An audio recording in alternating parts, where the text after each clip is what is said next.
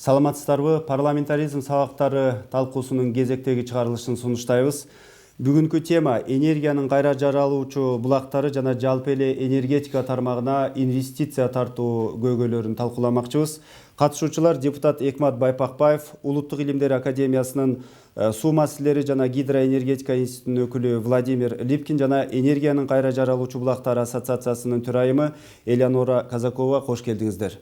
Адегенде дал ушул түгөнбөс энергия булактары тууралуу мыйзамга өзгөртүүлөр бул аптада тармактык комитеттин кароосунан өттү. Кыскача тасмабызга көңүл бурсак.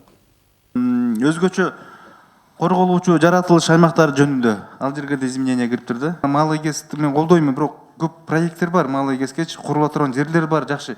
Ошол жерлер биринчи баштап алсак, ошолорду куруп алсак да, анан место жетпей дагы тартыш болуп атса, андан кийин ойлонсок болмок.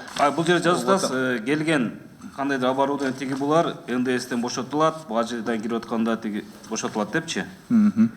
Биз Евразиялык экономикалык биримдиктин аймактын өкүл мүчөсү катары ошол бизге жооп береби? Биз аз жакында жалпы Евразиялык бажы кодексин кабыл алабыз. Аны эмне кылабыз? 20 мегаваттыкты куруп салса, эртең күнү 40 мегаваттыкты кура албай каласың. Себеп дегенде бүт технически бул чисто створду кура албай калат адамчы. Ошон үчүн бул маселени обязательно национальный энергия холдинг менен согласовать туруш керек. Жумушчу топ менен иштеп чыгарып аткан мыйзамыбыз эле туура эле. Бирок мамлекеттин мүмкүнчүлүгүнө караш керек да, негизичи. Иш ошодо болуп атат. Именно баягы шамал, күн, андан кийин жердин жылуулугу, бул боюнча маселе жок. Маселе малый энергетика боюнча. Ушундай мамиленин айынан жылбай атат да.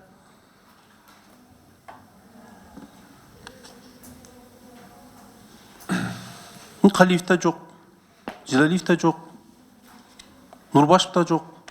Мына айтсаңыз, жогоруда мына тасмада көрүнгөндөй, сиздин ушул мыйзамга өзгөртүүлөр Кыргызстан үчүн абдан маанилүү, бирок министрлер, өкмөт эмнегедир кызыкпагандай мамиле жасап атат, эмне үчүн министрлер жок, эмне үчүн чечүүчү адамдар жок деген суроолор берилди да. Сиз өзүңүз ошол мыйзамдын демилгечилеринин бири катары эмне деп ойлойсуз? Чын эле мамлекет ушул чакан ГЭСтерди курууда же болбосо түгөнбөс энергия булактарын пайдалануу маселесине кызыгабы?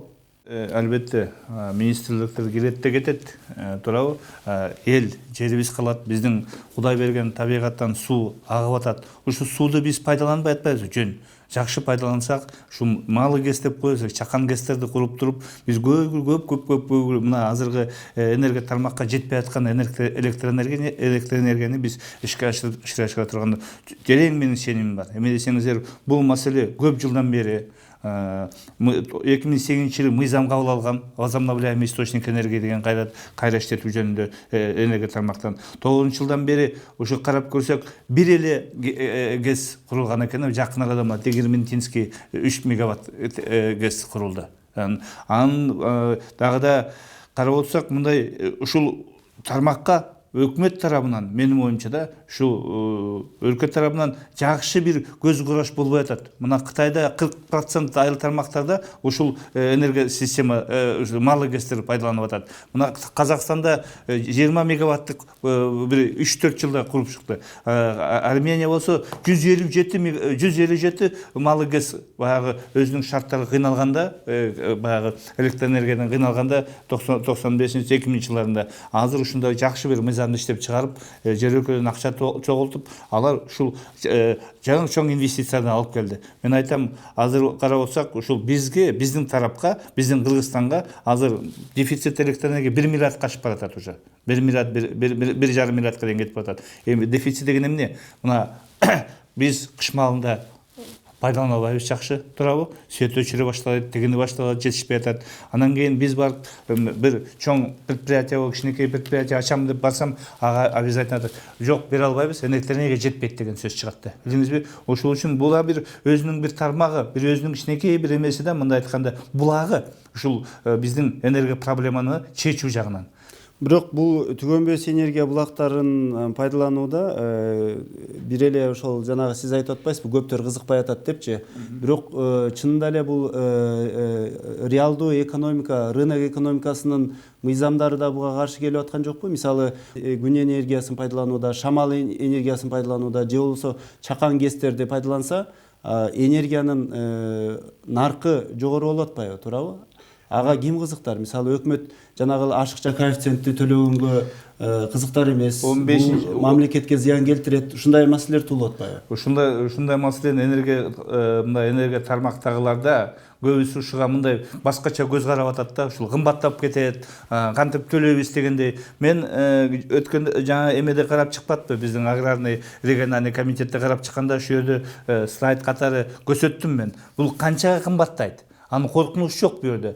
Биз ушул биздин 180 гэстерди куруп чыксак, мындай караганда бир 180 мегаваттка, 70 мегаваттка ылайыктуу экен да. Шуну алып келсек, анда карасаңыздар мындайда бул баягы акча түшө турган, баягы кайтарып энергия биздин электр төлөй турган акчасы бар өзүнүн, мындай төлөп туруп, анан кийин барып потребитель өз акчасын кайтарат. 7-8 тиынга дейин, 5-8 тиынга дейин кымбаттайт электр энергия. Эң көп мында баары иштеп кетсе, анын бир жылда баары иштелбейт да, өзүнүн убакыты керек да. Поэтому көбүсү ушуга айтып атпайбы, жана мен жакшы эле түшүндүрдүм депутаттарга. Мына 100 сомду рек бияктан берсе, допустим да, 100 сомду, эртең элден чогултуп алат ал 100 сомду. Аны эч кандай мындай, анан азырда мына кечиресиңиз, эми мына биздин бу жерде жана талкуулап атканда айтып кеттим, мына биздин ТЭЦ-де анын тегереги 5 сомдун тегерегинде чыгарып атканы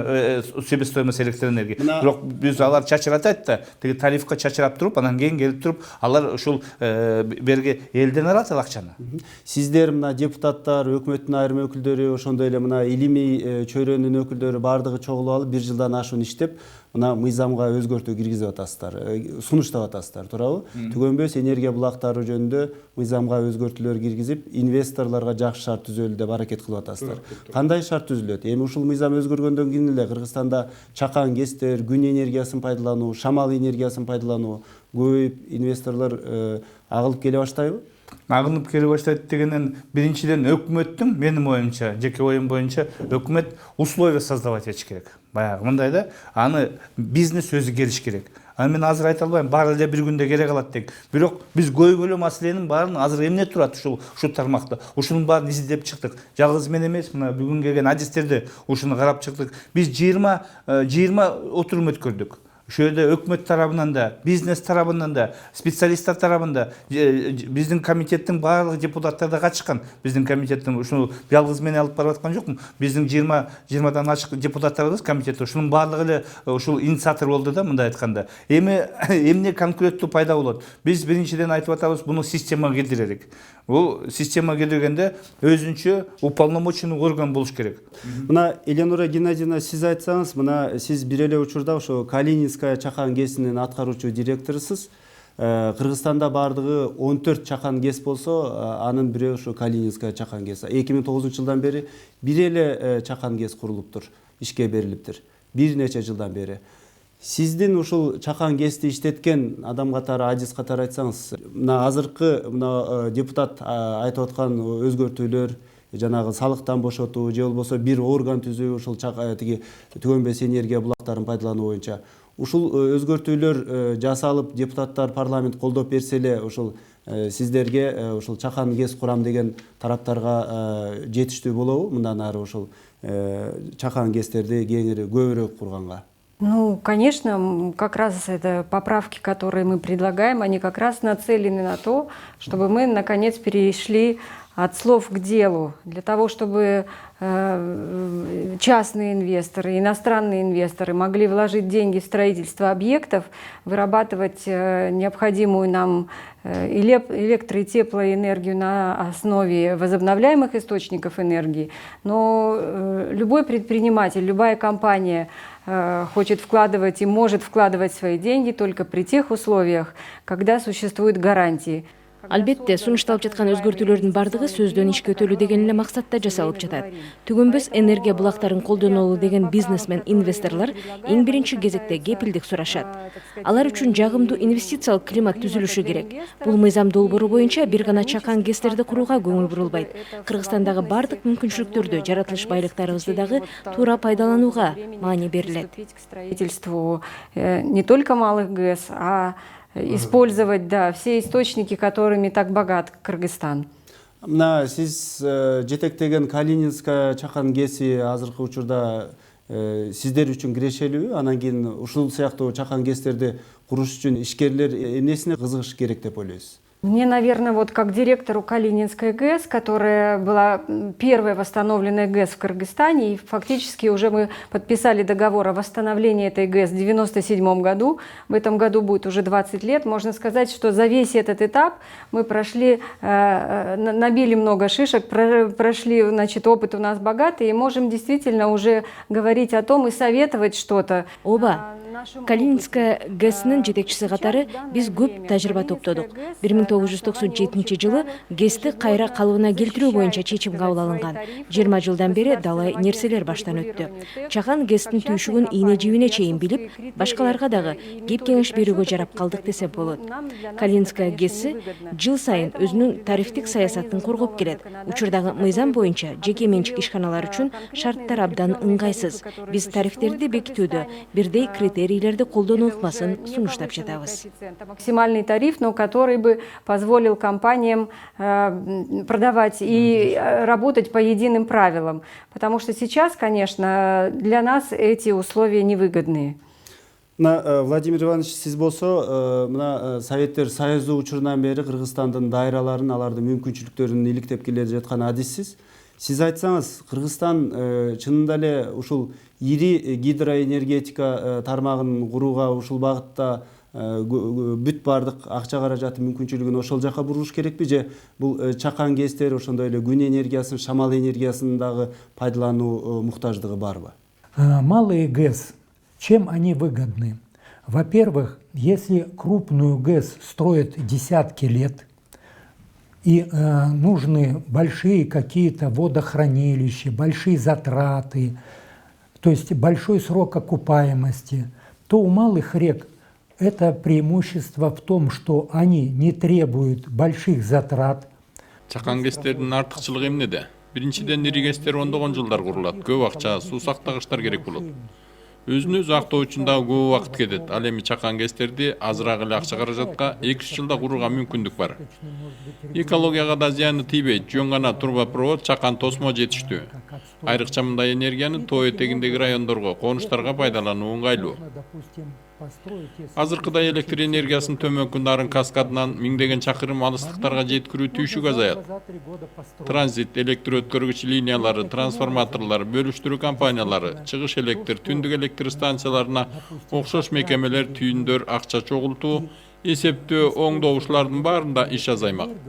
Чакан ГЭСтердин дагы бир өзгөчөлүгү биз майда дарыяларды пайдаланып, ири суу запастарыбызды үнөмдөп калмакпыз. Нарын каскадынан өндүрүлгөн энергияны Иран, Пакистан жана башка өлкөлөргө экспорттомокпуз. Мурда биз жайкы мезгилде Казакстан менен Өзбекстанга 3 миллиард киловатт саат энергияны сатчубуз. Жайында биз өзүбүз электр энергияны 3 эсе аз пайдаланабыз. Кышкысын электр энергиясын жылытууга колдонуп жатпайлы. Андыктан чакан ГЭСтер мына ушул маселелердин көбүн чечмек. Электро там, понимаете, со многими вот этими подстанциями, со многими службами, которые собирают деньги. Все это, по сути дела, исключается. То есть электроэнергия, вот она сразу передается. Бул бүтпөс энергия булактары чакан ГЭСтерден, гидроэнергетикалык чакан ГЭСтерден сырткары бул күн энергиясын пайдалануу, шамал энергиясын пайдалануу да кирет да.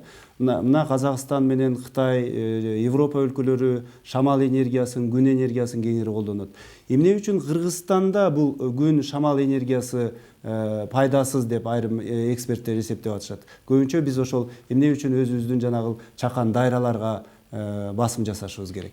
Значит, в отношении ветра, так называемой ветроэлектростанции, смысл в том, что для того, чтобы эта электростанция ветровая работала эффективно, нужно, чтобы скорость была ветра не менее 4, а то даже 7 метров в секунду. Шамал энергиясын пайдалануу үчүн шамалдын ылдамдыгы секундасына 7 метрге жетип турушу керек. Бизде Кыргызстанда мындай күчтүү шамал дээрлик болбойт. Тоолуу өлкөбүз, андыктан катуу шамал ашууларда эле болот. В Киргизии не бывает. Мы горная страна, и только этот ветер может быть на высоких перевалах, где действительно нет, я имею в виду, ни жилья, вот, ну вообще, там он есть этот ветер, но тоже не на всех перевалах.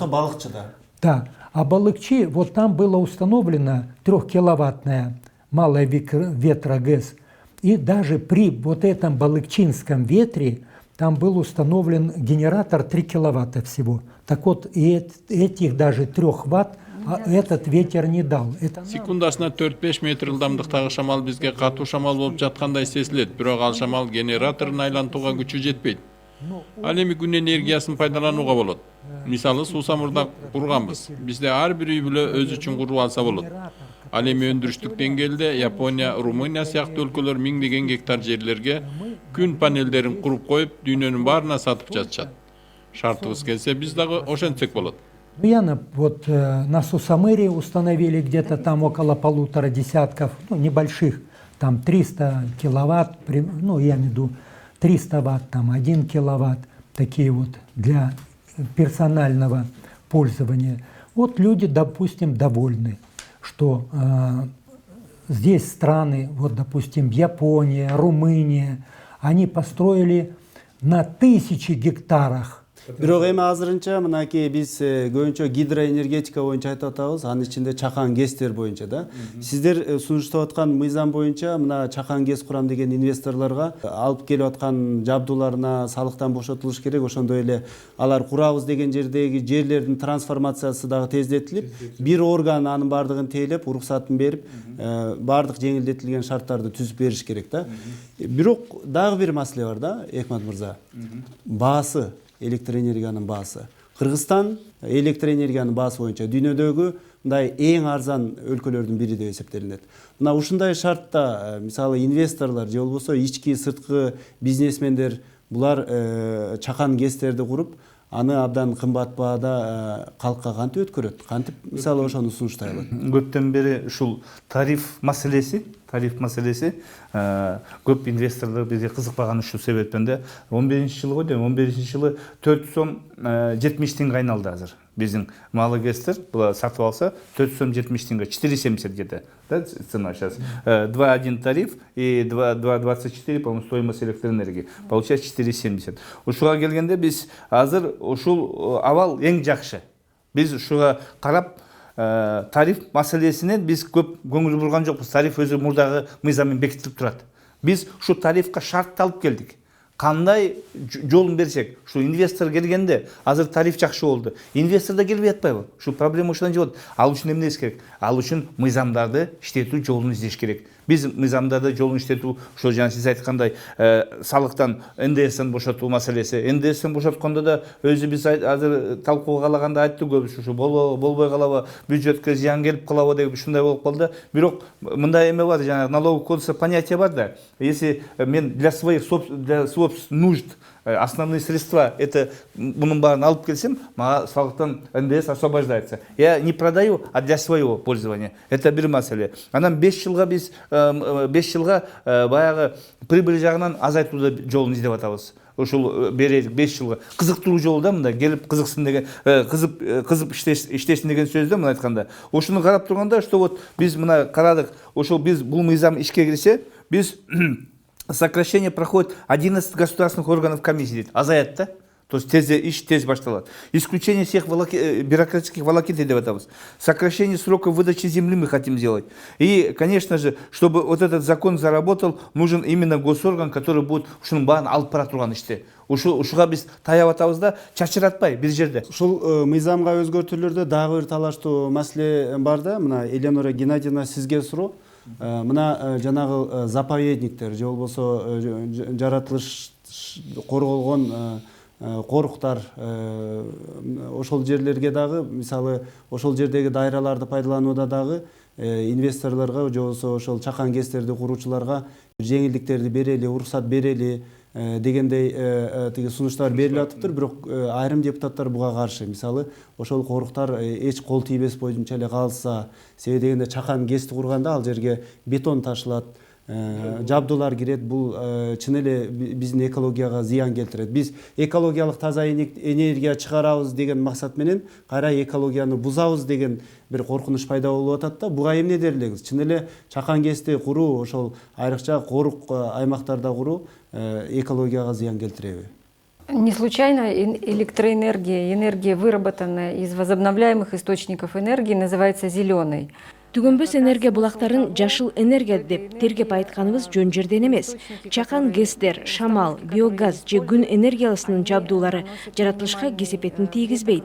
Мыйзам боюнча гидроэнергия станцияларын курууда чакан болобу, ири болобу талаптары бирдей. Алар жаратылышка зыяндуу болбошу керек.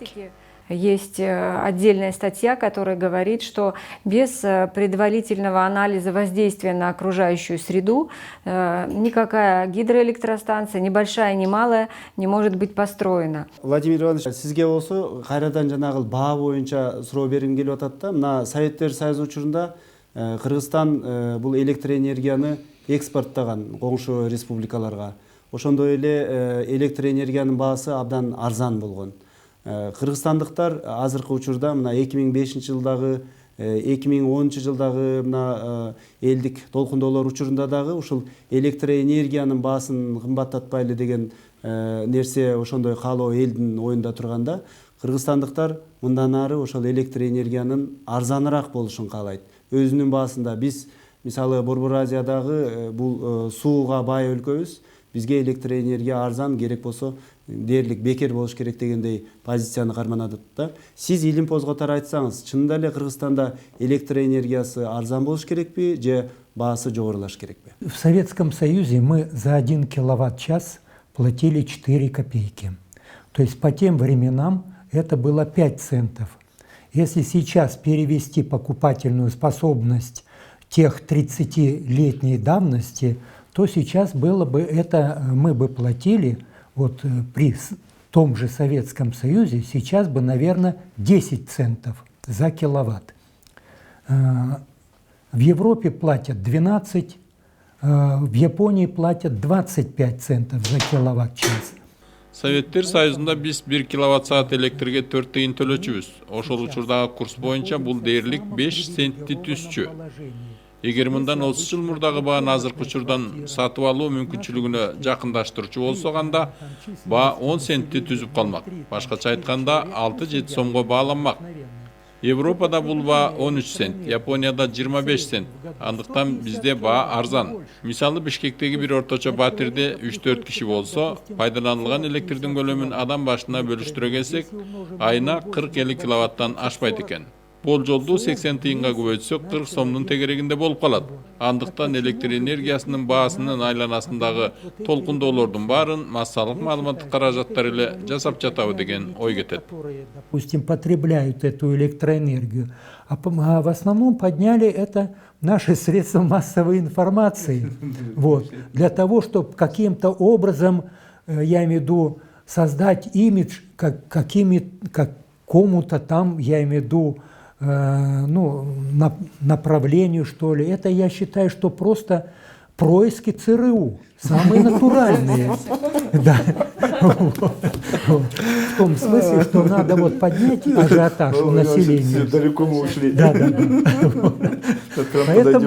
Поэтому, значит, вот я считаю, что если мы вот за тепловую, за горячую воду, я сейчас плачу с человека, допустим, 300 сом, а за всю электроэнергию для электроплитки, там, кондиционеров, холодильников, стиральных машин и 12 лампочек я плачу всего 100. Вы понимаете? Вот разница. Рахмат, ушуну менен бүгүнкү маегибизди соңуна чыгарабыз. Биз бүгүн Кыргызстандагы түгөнбөс энергия булактарын пайдалануу мүмкүнчүлүгүн жана ошого байланыштуу мыйзам долбооруна өзгөртүүлөрдү талкууладык. Студиябыздын коноктору депутат Экмат Байпакбаев, суу маселелери жана Улуттук илимдер академиясынын суу маселелери жана гидроэнергетика институтунун өкүлү Владимир Липкин жана энергиянын кайра жаралуучу булактары ассоциациясынын төрайымы Элеонора Казакова болду. Саламатта калыңыздар.